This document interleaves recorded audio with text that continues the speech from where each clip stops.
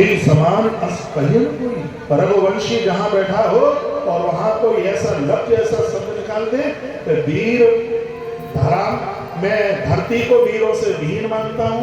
तो लखनलाल कहने लगे, हे प्रभु कई जनक संचित वाणी विद्यमान रघुकुल मर जानी। रघुकुल शिरोमणि के होते हुए जनक राजा को शर्म नहीं लगी, लाज नहीं लगी, और इन्होंने ये कह दिया धरती वीरों से वीर हो गई। हे प्रभु आपके चरणों की सौगंध खाकर के कहता हूं, एक धनुषी तो बात किया खट जमिन तारों सकम मेर मूलक जीव तोरी।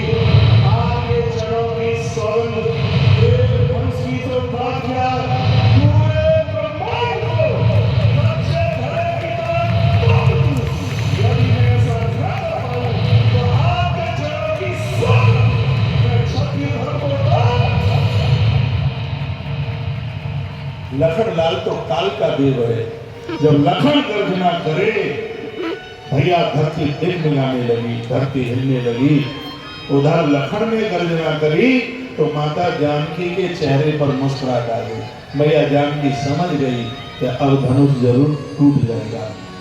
राम जी की भी निगाह पड़ गई तो प्रभु श्री राम जी को भी मुस्कुराहट आई। प्रभु राम को हंसते हुए लक्ष्मण ने देखा।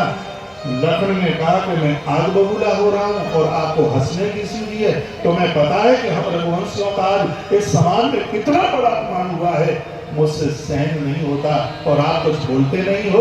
प्रभु राम जी का लक्ष्मण, क्या जन्म की बात मुझे बुरी नहीं लगी? जन्म की बात तो मुझे भी बुरी लगी, लेकिन मैं करूं तो करूं क्या? हम गुरुदेव के संग आए हैं और गुरुदेव की अनुमति के बिना तो हम कुछ कर ही नहीं सकते। जब गुरुदेव आज्ञा करें तब तो मैं कुछ करूं। तो लक्ष्मण को ऐसी बात राम कर रहे थे, गुरु जी को भूल समझ में आ गई और गुरुदेव ने उसी समय आदेश दिया, उठो राम भन्यो भव चापा, मैं कहूं तात जनक परितापा। हे राम खड़े हो जाओ, जानकी के दुख को दूर कर दो, महाराज के प्रताप को, रानी सुनैना के संताप को दूर कर दो। राम मेरी आज्ञा है, मनोरथ तुम्हारा सिद्ध होगा। दुनिया समझेगी कि विश्वामित्र राम अवध के राम को जन्म को लेकर के क्यों गए। राम खड़े हो जाओ और आप दिखा दो कि धरती पर तुम्हारा अवतार